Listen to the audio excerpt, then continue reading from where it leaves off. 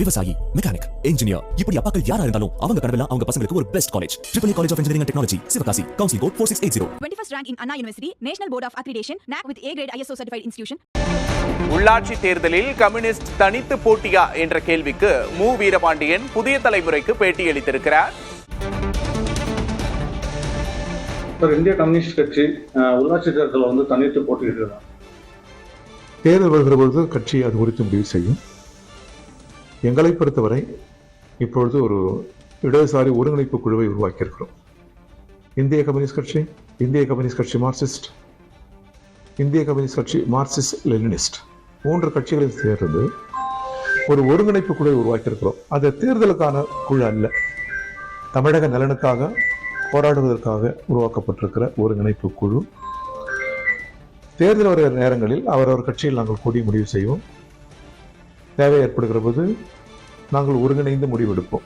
உள்ளாட்சியோ சட்டமன்றமோ நாடாளுமன்றமோ அப்பொழுது சூழலுக்கு ஏற்றவாறு நாங்கள் முடிவு செய்வோம். நான் நேற்று சொன்னது, ஒருவேளை சூழல் தனித்து நிற்கக்கூடிய சூழல் உருவாகும். ஏன்னா தனித்து கூட கம்யூனிஸ்டுகளால் இருக்க முடியும். கம்யூனிஸ்டுகளுக்கு நாடு முழுவதும் அமைப்பு இருக்கிறது. அவனது தொண்டும் சேவையை மக்கள் அறிந்திருக்கிறார்கள். நாங்கள் மக்களோடு இருக்கிறோம். எனவே எங்களுக்கு வாக்களிக்கிற மக்களும் இருக்கிறார்கள். அந்த சூழல் ஏற்பட்டால் நாங்கள் தனித்தே நிற்போம். கட்சி தாவலும் கட்சியில பேரம் பேசக்கூடிய ஒரு சூழல் எப்படி அது ஏற்புடையதல்ல. நமது நாடாளுமன்ற ஜனநாயகத்தை பல கட்சி இயங்கும் முறையை நெருக்கடிக்குள்ளாக்கும். அரசியல் முதல் ஒரு வெறுப்புணர்ச்சியை அது உருவாக்கும். எனவே அது ஏற்புடையதல்ல. கம்யூனிஸ்டுகள் அதை நிராகரிக்கிறோம்.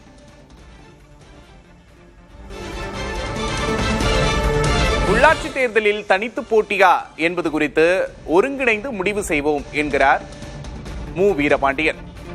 இது தொடர்பாக கம்யூனிஸ்ட் கட்சிகள் ஒருங்கிணைப்பு குழு ஒன்றை அமைத்திருக்கின்றன. தொடர்ந்து இணைந்து செயல்படுவது தொடர்பாக அந்த குழுவை அமைத்திருக்கின்றன. தேர்தல் நேரத்தில் இது தொடர்பாக நாங்கள் முடிவெடுப்போம் என்கிறார்.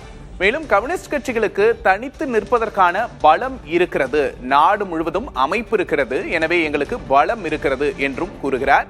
குதிரை பேரம் ஏற்புடையது அல்ல என்றும் மு வீரபாண்டியன் புதிய தலைமுறையிடம் பேசியிருக்கிறார்.